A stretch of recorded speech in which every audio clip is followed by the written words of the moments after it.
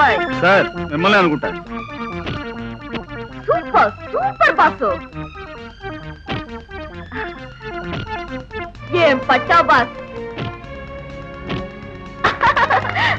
Catch.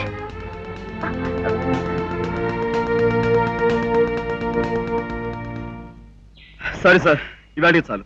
రేపు morning వచ్చి practice చేస్తాను. అదే లేదు సార్.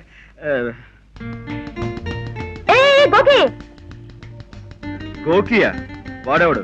నువ్వే. గోకి అంటే గోల్ కీపర్. ఆ మాత్రం తెలీదు? మొత్తం గోకి ఏమిటి? గోకి దురద పుడితే గోకినట్లుగా. సరే, క్లాస్ ఎక్కువచ్చేసి గ్రౌండ్ మీద పడ్డావేంటి?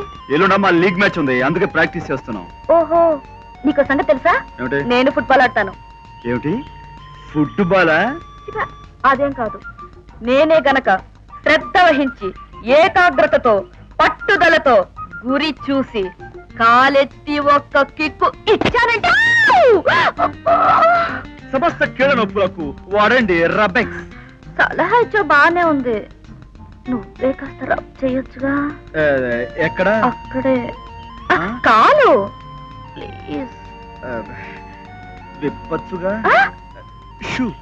ఏం చేస్తాం, కర్మ వసుదేవుడు అంతవాడికే తప్పలేదు. ఏమైంది? ఆంధ్ర లైన్ ఉగ్ర నరసింహమూర్తి గారు. ఎవరైనా? మా నాన్నగారు. మావగారు? హరే మావగారు, ప్లీజ్ నీకు దండం పెడతాను, ఈ వేల్టీ వదిలేసాయి. మళ్ళీ ఎప్పుడు కలుసుకుందాం? మళ్ళీ కలుసుకోవడమా వంకాయ? చిలిపి. ఇదిగో ఇక్కడే ఇలాగే రేపు కలుసుకుందాం. వస్తాను.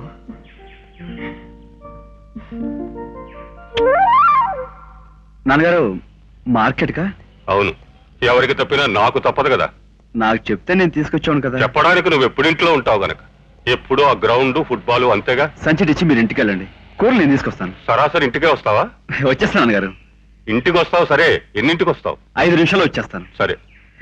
నాన్నగారు డబ్బులు.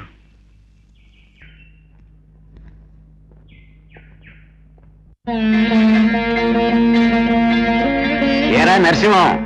ఓ నువ్వా వెంకయ్య? చాలా కాలానికి. ఇదేమిటి సంచి పట్టుకు బయలుదేరావు? బజార్కి రా. నేను బజార్కనే బయలుదేరాను. దారిలో మా చిన్నబాబు కనబడి కూరలు తెస్తాను సంచి పట్టుకెళ్ళి. నీకేరా రామలక్ష్మణ్ లాంటి 4 కొడుకులు. నీకు మాత్రం ఏం తక్కువరా, ముత్యాల లాంటి 2 కొడుకులు.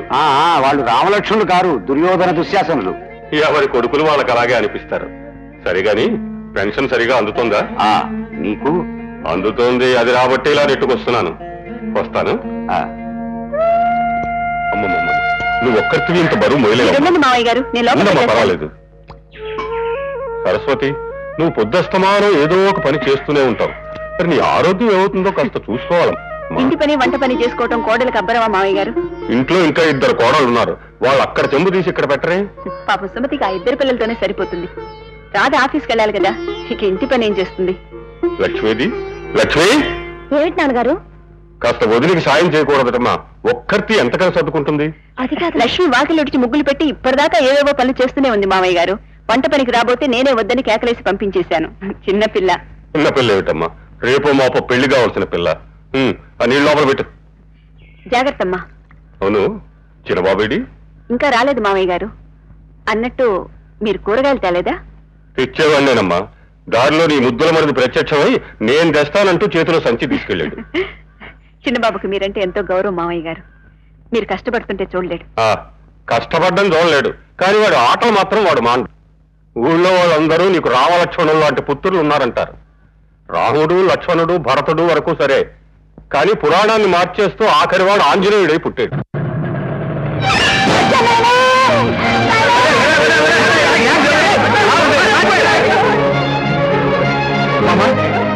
మామా చూస్తున్నావయ్యా, కాస్త చేయండి, హాస్పిటల్ తీసుకెళ్దాం. అసలే యాక్సిడెంట్ కేసు, పైగా పోలీసులు సాక్ష్యాలు, మనకెందుకు వచ్చిన కూడా ఇదంతా? పదండి పోదాం. అదో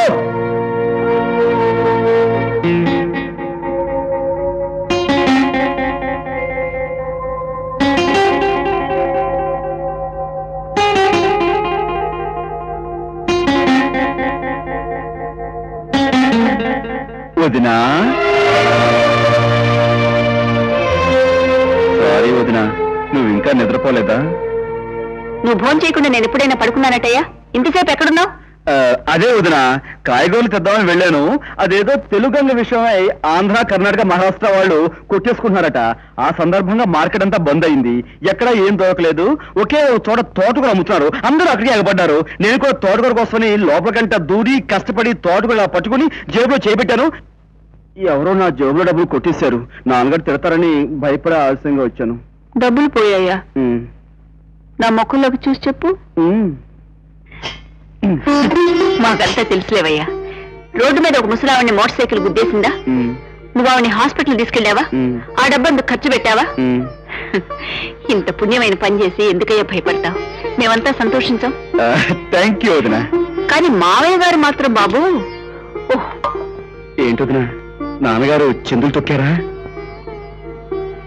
చాలా సంతోషించారు. నాన్నగారు సంతోషించారా? ముందు భోంచేయి.